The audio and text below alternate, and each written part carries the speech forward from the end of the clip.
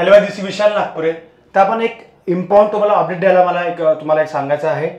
मी मागे तुम्हाला सांगितलं होतं की काही ठिकाणी आंदोलन चालू आहे. काही सरस्वती शिक्षक जे आहे विद्यार्थ्यांना काहीतरी सांगून तलाठीचं आंदोलन, विद्यार्थी पोलीस भरतीचे असं काहीतरी चालू आहे आणि शेवटी त्या विद्यार्थ्यांवर पोलीस केसेस झालेल्या आहे. बघा, ते विद्यार्थी आहे ते मला आवडेल नाही ऑब्व्हियसली, पण मी सांगितलं होतं आधीच की तुम्ही ज्यांचं ऐकून येत आहे त्यांना तरी तुम्ही ॲटलिस्ट विचारा की तुम्ही दोन्ही बाजू ऐकलेल्या आहे का, तुम्ही दोघांचं ऐकलेलं आहे की तुम्ही बस चालू करून टाकलं आपला जे पण आहे.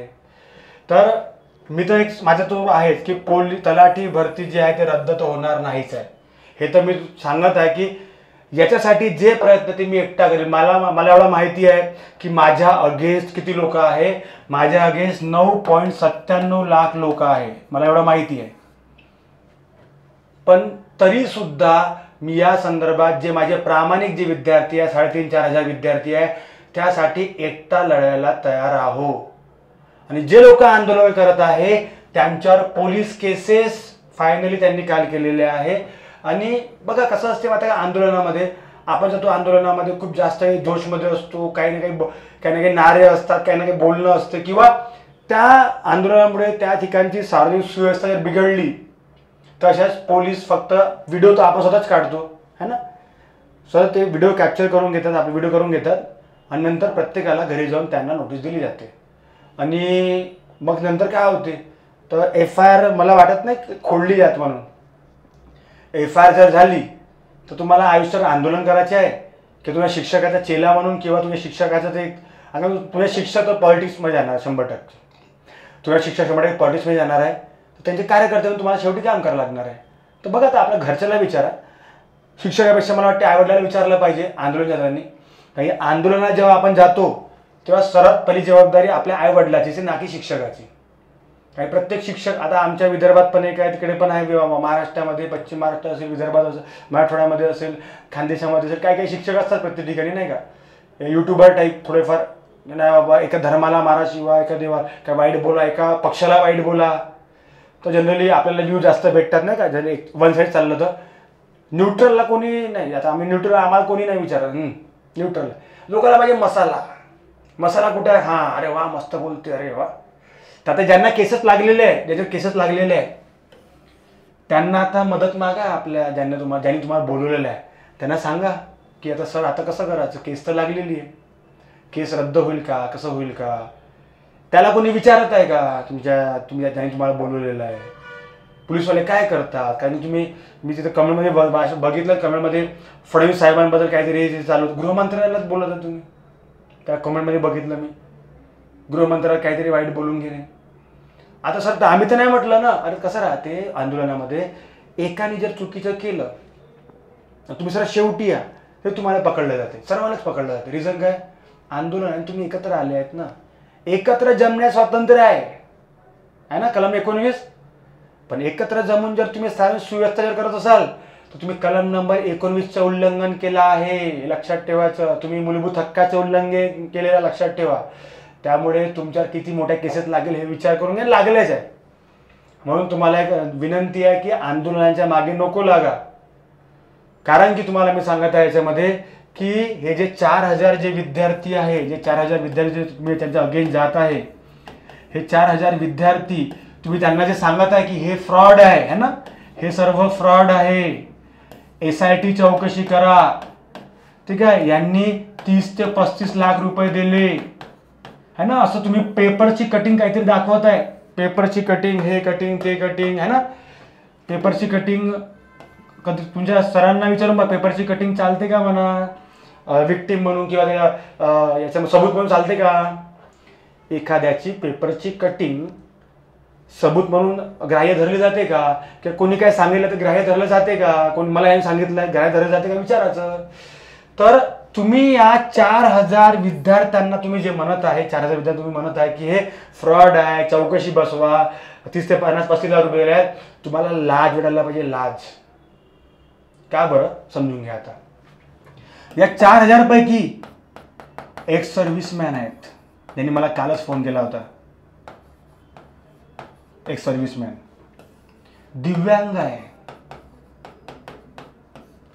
काही महिला, एक मला वाटते एक महिला, ती प्रेग्नंट महिला आहे, तिने मला फोन केला. दिव्यांग आहे, एक सर्व्हिसमॅन आहे, प्रेग्नंट आहे, आणि इतर जे आपले इतर MPSC स्टुडंट ज्यांनी मेन्स दिल्या राज्यसेवेपासून, राज्यसेवा कंबाईन, आणि तुम्हाला प्रूफ पाहिजे तर तुम्हाला आता तोंडावर फेकून मारून तुम्हाला आता मागा फक्त. तुम्ही या लोकांना म्हणताय फ्रॉड आहे. कोणाला माहिती आहे का? एक दिव्यांग व्यक्तीला फ्रॉड म्हणताय तुम्ही, ज्याच्यात ऑलरेडी काहीतरी कमतरता बिचारायची, त्याला काहीतरी दिसत नाही, त्याचे हातपाय तुटून आहे बिचारायचे, त्याला काय प्रॉब्लेम झालेला आहे. ज्या व्यक्तीने देशसेवा केलेली आहे, लायकी आहे तुमची आंदोलन करायची. प्रेग्नंट लेडीज, तुम्ही तुमच्यात माणुसकी नाही आहे. मग तुम्ही या लोकांना म्हणता यांच्यावर यासाठी चौकशी बसवा, यांनी 35 लाख रुपये दिले. अरे हे जे एक मुलगी होती ना याच्यामधली, त्यांच्या घरी खासे बांधे बिचाऱ्यांचे, तिची आई अडवून सोबत 35 लाख रुपये दिले म्हणून, विकत गेल्या पोस्ट म्हणून. किती नालायक लोक तुम्ही. फ्रॉड आहे. फ्रॉड शब्द काय तुम्हाला माहिती आहे का? काय होते फ्रॉड म्हणजे? आणि हे MPSC मेन्स दिलेले विद्यार्थी आहे. तुमच्यासारखे पोलीस भरती तलाठीवाले पोरं सरळ सेवेचे विद्यार्थी नाही. तुमच्या शिक्षकाने तरी मेन्स दिल्या का एवढा विचारून घ्या. तोंडावर तुम्हाला सांगत आहे. खूप तणावत होता तुमच्या समोर.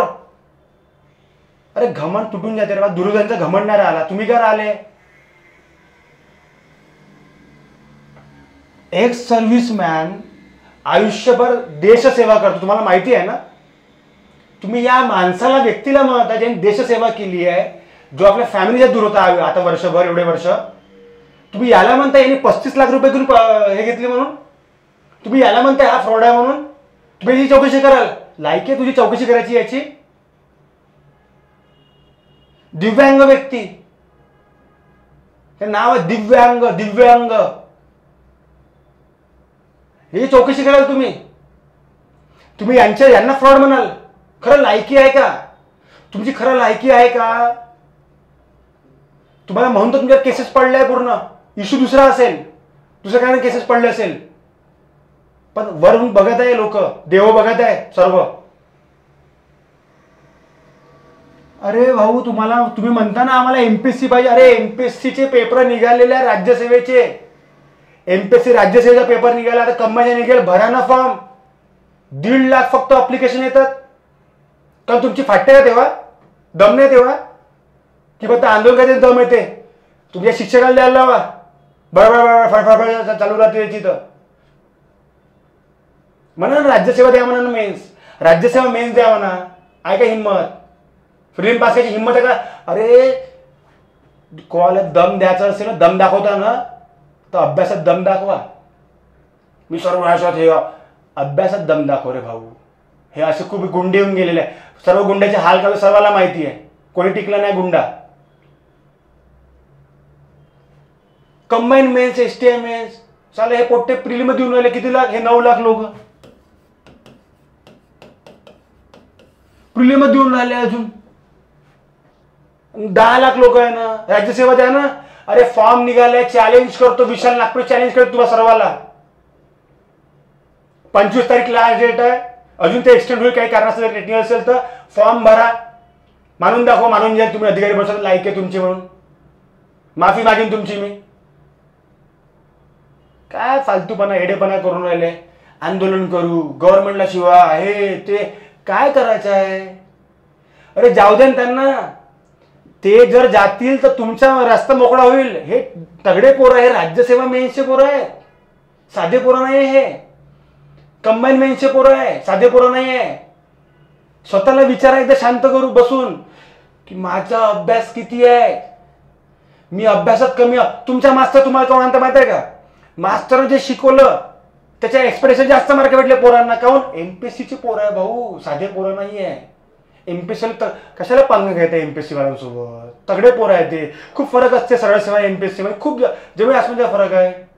हा फरक दिसला ना तुम्हाला काय? तर आता सर 200 मार्क कशी भेटू शकते? पण त्यांच्यासाठी काही नाही आहे. तुम्ही त्या आंदोलनामध्ये प्रियंबल पाहून वाचली हे तोंडपाठ आहे यांची. संविधान अर्थशास्त्र तोंडपाठ आहे. तसं विचार करा, कोणाच्या अगेन्स्ट आपण कोणाला म्हणतो ते तर बघा. आपण या प्रेग्नेंट लेडीजला म्हणत आहोत, आपण या एक्स सर्व्हिसमॅनला म्हणतो, आपण या दिव्यांगाला म्हणत आहोत, आपण या राज्यसेवा मेन्स कंबाईनच्या मेन्सला म्हणतो. खरं लायकी आहे का आपली? ना माझी लायकी आहे. या लोकांना या सल्यूट होतं, नेहमी सल्यूट आहे लोकांना की हे पेपर देत आहे. आज सल्यूट आहे माझ्या सर्वांना की मी म्हणजे पेपर देऊन आले. हे लोक देशाची रक्षा केली त्यांनी. तुमच्यासारखे असे आंदोलन करत नाही बसले ते.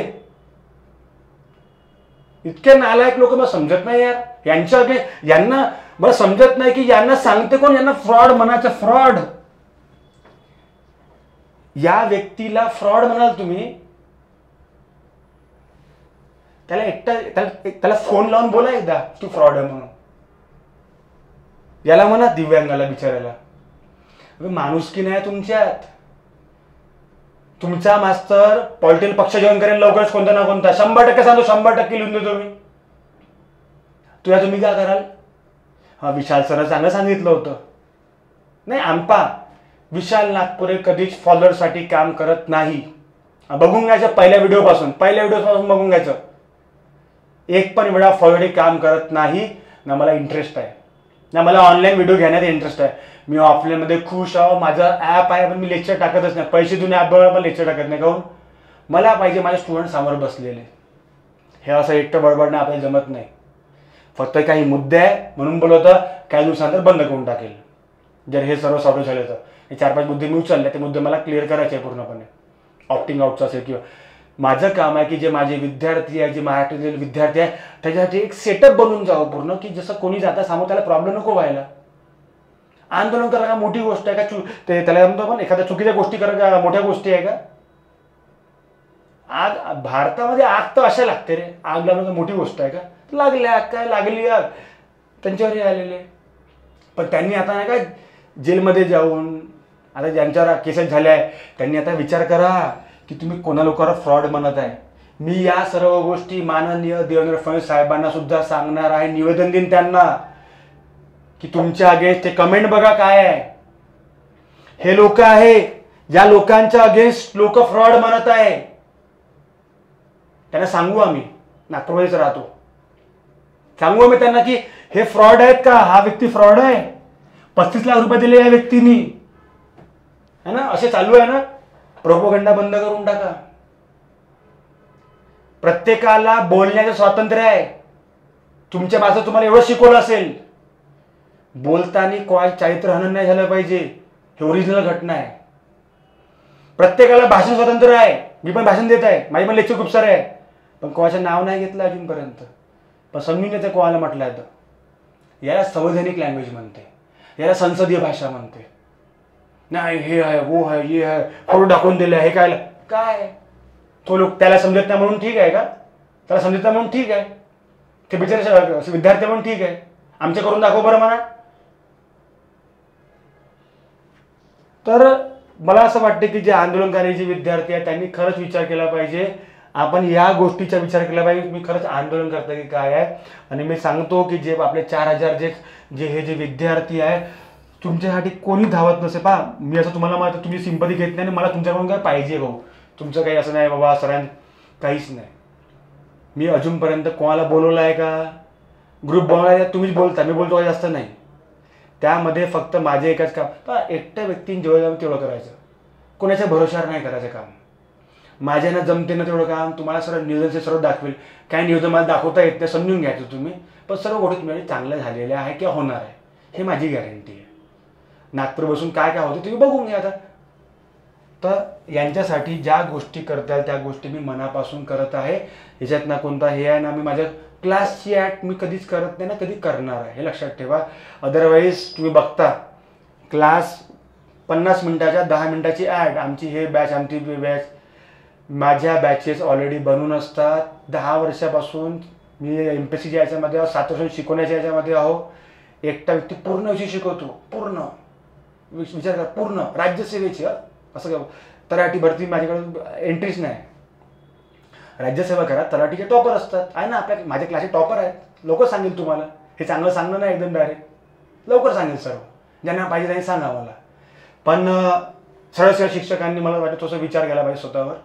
ठीक आहे, लोकांना मुलांना भडकवण्यापेक्षा तुम्ही थोडंसं दोन्ही बाजू ऐका आणि ह्या यांना नको बोला, या लोकांना नको बोला. 1 2 3 4.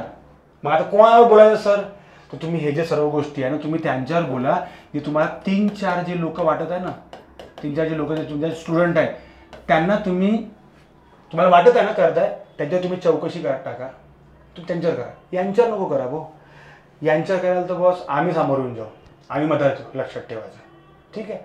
तर पुन्हा एकदा तुम्हाला विनंती करतो पुन्हा एकदा की बॉस पोलीस केसेस लागलेले आहे, आंदोलनात नको जा. एकदा आईवडिलाला विचारा जाऊ की नाही, आंदोलन केसेस लागले आहे, समजून येईल तुम्हाला आईवडील तुम्हाला काय सांगतील म्हणून. माझ्याकडचं माझ्या ऐकू शकतात, काही प्रॉब्लेम नाही.